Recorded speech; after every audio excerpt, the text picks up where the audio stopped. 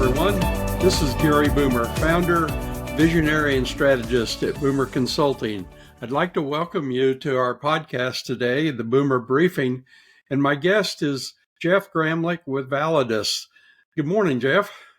Hey, good morning, Gary. Thanks for having me. Great to have you here, and we've got a great topic for you today. It's going to include three parts, but we're going to do the first two here in the first segment, and then we'll finish with the third. And those three segments, the first one is the data-driven audit and what it means to your firm's future.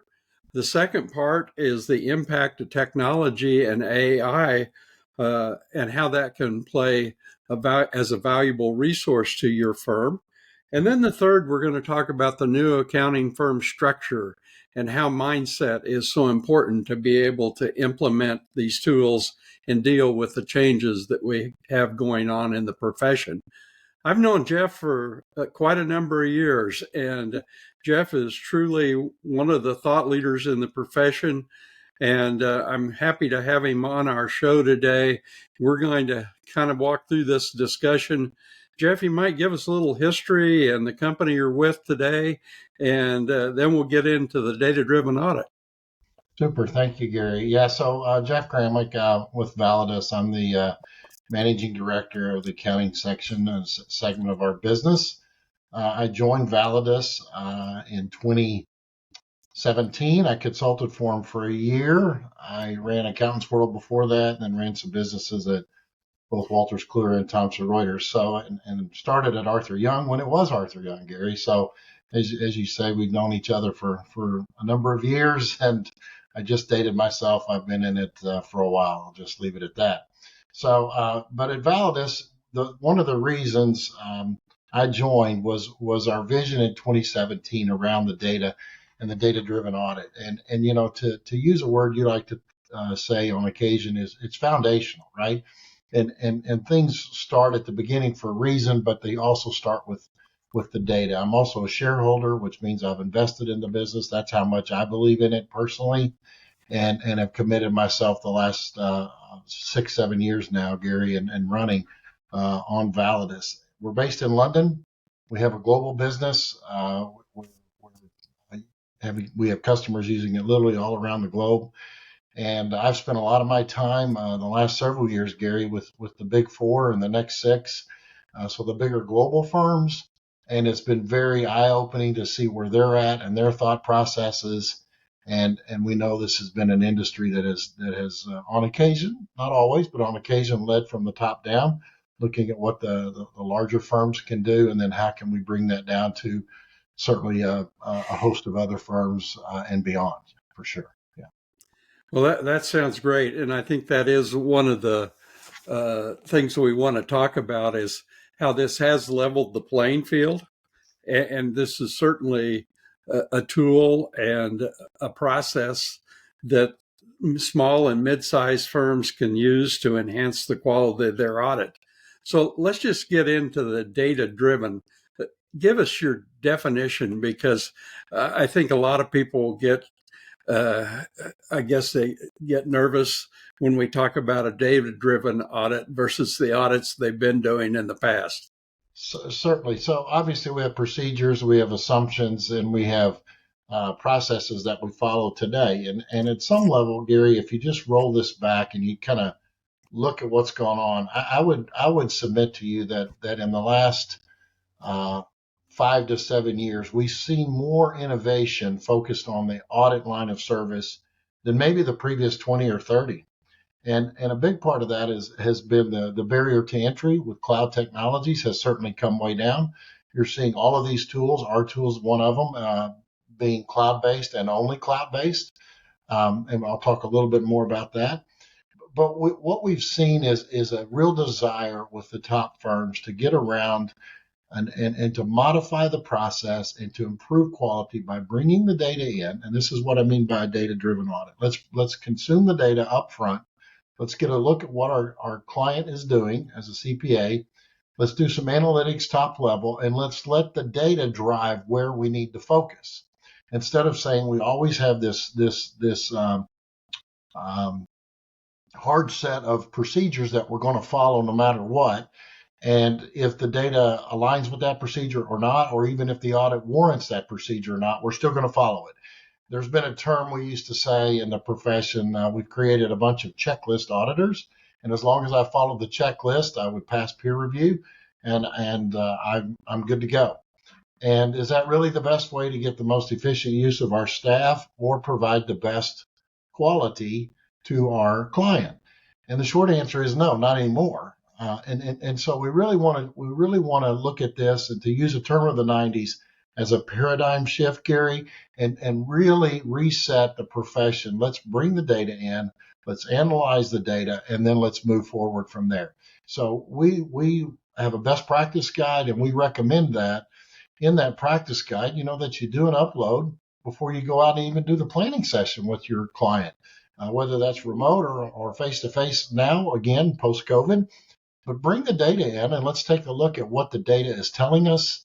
And I've had several partners that have been using it for that purpose for years and just said, Jeff, we look a lot smarter when we know what's going on with the client's data before we go out there.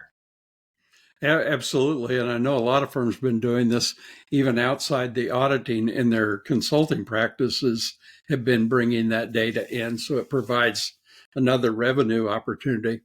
I'd like to ask you about your opinion here. I think I know what it is, but do you see this as revolutionary or evolutionary to the audit process? That's a great question. And I would say it's very much an evolution and not a revolution. And the reason why I say that is we've delivered quality as an industry for a long time. And we've heard Barry Melanson and others talk about that, and the markets and the public rely on us to deliver high quality. We know that. And even though I don't practice anymore, I still respect that responsibility. And I know you do in the industry as well, Gary. So, this is an evolution. This is not something where you have to completely change everything you've ever done and how you do it. That's not it. It's let's bring the data in instead of in midway through the process. And then the other part of this, Gary, is talking about just bringing the data in sounds so cliche at some level and basic. And yes, it is foundational. But the amount of back and forth that we've seen reduced between the CPA and the client, request for additional information because they got the file wrong or didn't extract it correctly, or they saw something in the numbers, so they need to dig deeper. We eliminate all of that, Gary. And so we are big on bringing the data in, standardizing the audit, and putting it in auditor usable format right off the bat. So let's start with, we got the data piece out of the way. You still have a job to do. You still have assertions to make, procedures to follow. Great.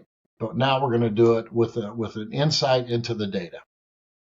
Well, I've always contended that a lot of the time has been spent getting the trial balance in balance and getting all the data into that trial balance before you get the audit started. And this pretty well is square one from the way I see it.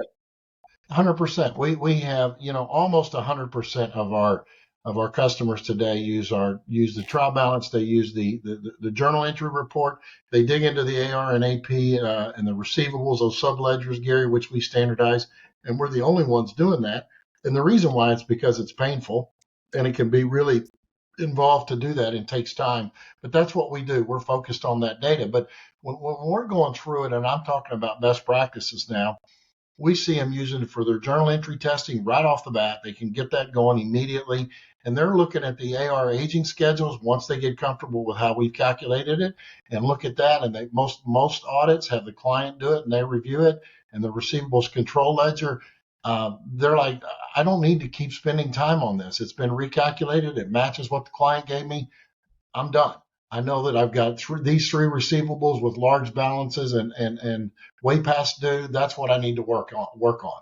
And that's where my sampling will be. Sampling's not gone, by the way, Gary. Sampling is just strategic now. So instead of just a broad base sample and statistically, representative, we can eliminate that and we can say, literally, these are the ones we really need to focus on.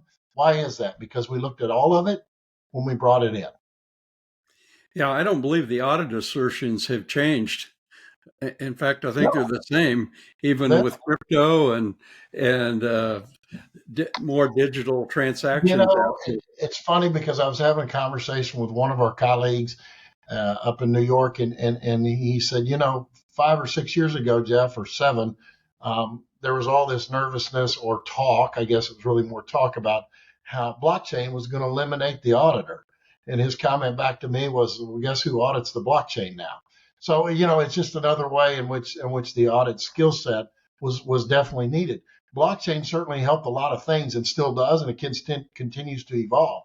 But there still has to be an independent review of those numbers, of those processes, and you're right, the assertions have not changed. So we were on the new data standard for audit, the audit data standard committee that we closed out early last year, and we're real close to being in full compliance with that with our data now, and we continue to work on it. But the point is, you still need to be a good auditor. We just don't want you to try to be a data person, and you don't want to be a data person, and we'll take that away and just bring the data to you where you can use It's a team sport, not just for rugged individualists. I guess we'll summarize that.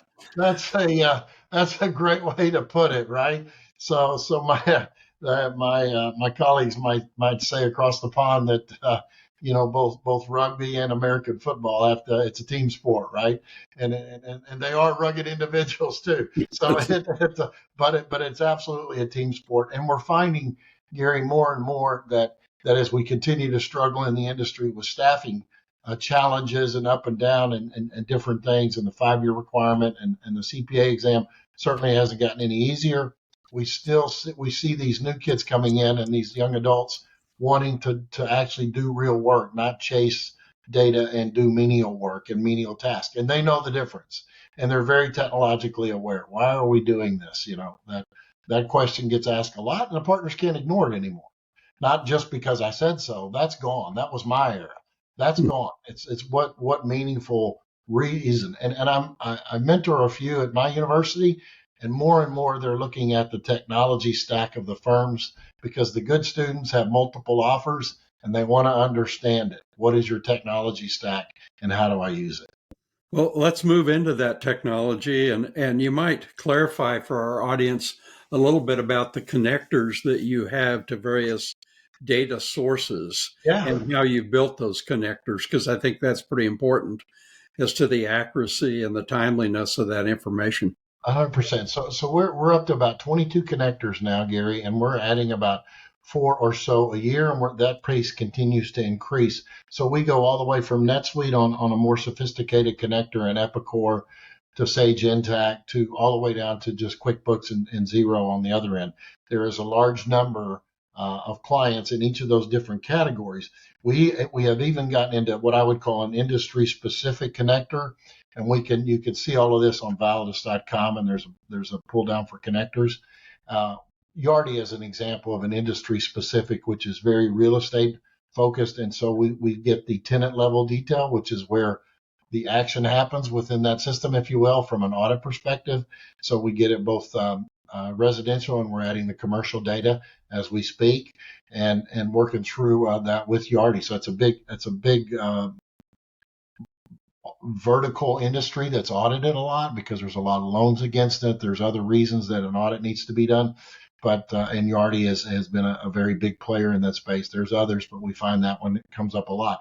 So we continue to add to that, and Gary, it is totally driven. Our roadmap on connectors is client driven. We ask them for this data several times a year. We call it census data.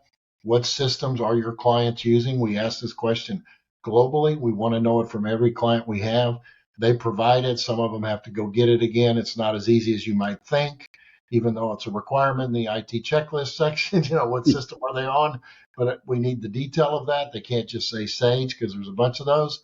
So we want that specific detail, and we use that to categorize which ones are kind of high priority, medium, and low based on just overall usage. So our number one request in our product, Gary, is by far, we love what you're doing. We'd love it. Just keep adding more connectors. Well, as we finish this out this morning, robotic process automation is is certainly high on everyone's list today. Firms are asking about it, as well as AI. And I think Chat GPT has certainly brought the profession up to date on the capabilities of some of this AI. Speak to how you're using AI and how you can see the auditors use AI in the future to improve their product, save time, and be more efficient and You effective. know, and if you think about it, Chat GPT, I think it was just a year or a little bit, maybe 14 months ago when it kind of hit the market as a thing and everybody got so excited. I started looking at it and I'm really excited about it. First and foremost, it's a tool. It's not a replacement. It's not going to do an audit.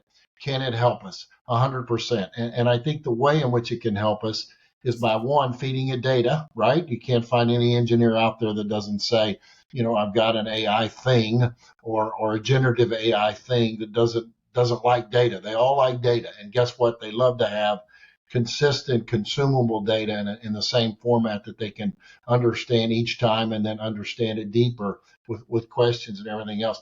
I think these tools are fantastic. I think it's going to just add to what we can do and help improve not only the not so much of the assertions, but certainly the procedures around it and the methodologies that we employ. So we have some using it already within their framework to say, okay, we've ingested the data, we've done some analytics on it. Within that analytics piece, there's AI driven tools that love this data that then help decide here's where the risks are. And that's really one of the things that we're trying to determine in an audit. Where's the risk? And how do I, assess risk? And then from there, I know what to do, right? So if I can get more help around the risk assessment, the better I get as an auditor. So I see it as a huge opportunity. I even see it in disclosures, clarification, and better written Better, disclosures. fair enough. Yeah, ChatGPT does a good job. It knows the words that humans relate to, right? So it does a fantastic job of writing memos and assertions and letters, 100%. Well, I think this has been very interesting as I've watched your career and watched the path. You started off really in the content business Right? and you were heavily involved in content. So if anyone knows about the checklist audit and all the checklists, your history at PPC certainly gives you a insight on that track. And then your involvement as general manager and president of CCH, small business area, allows you to relate to many of the firms that are on here today, the small, medium, and even large firms. Right. So I think that is a real advantage here. And you really know the audit objectives and the assertion, the audit principles. So if you can combine this with the technology people to write the connectors, I think you have an advantage in the marketplace. As we close out here, one question I like to ask, I was asked this by another host on a podcast, and I thought it was a good question, is that if you had a billboard and you could put something on that billboard, what would it be? I would say embrace change now. Those would be the three words I would put up there. Embrace change now. Again, it sounds a little bit old and it sounds a little bit like we've talked about this forever, but the profession is so good at so many things. One thing we haven't been real good at is change management, and that's hard. And so part of it is to say, look, how do we look at our audit assertions, our methodologies, our procedures, and how do we bring in this data, and how do we look at it? And so we've got several partners in our ecosystem, Gary, and you're going to see some announcements of even more coming into that ecosystem because our market has fundamentally divided itself, as all markets do over time, into different buying groups. The big firms and firms that are very advanced, they know and they have a digital plan and a digital journey. And I know a lot of that you guys have helped them with and how to automate. And so that group wants to buy directly because they know their data need and they want it, right? And then there's the other group that just wants somebody to help guide them through. Well, what does need to change in my audit and what doesn't. And so those are our partners, and our ecosystem just continues to grow, Gary, because we want to be the data pipe of choice. We had somebody pay us a compliment not long ago and said, "Well, you guys are you've become the gold standard of audit data and ingestible data," and it's because that's our focus and that's what we do. We don't go overly into the analysis. We don't go into the workflow of the audit. All those are great tools, or any other piece, whether it's connecting data to objects. There's tools out there that do that. There's tools that help you through the PBC, the prepared by client list. There's tools that do that. We're seeing tools that create the work papers. And we've got, like I said, a fantastic group of smaller vendors all the way up to the largest vendors in this industry that really understand the audit workspace. We want to be the data pipe for that group. Just feed it to them in whatever way we do it. And we partner in a lot of different ways. We're the data feed for the dynamic audit solution that CPA.com is rolling out. And we're real proud of that, working closely with them and with Caseware to bring that to life. And we continue to just add partners, Gary. So we're always up for that. Well, thanks, Jeff. And I know the change management is a huge part, and we're going to really deal with that in the second segment of this and more the mindset part.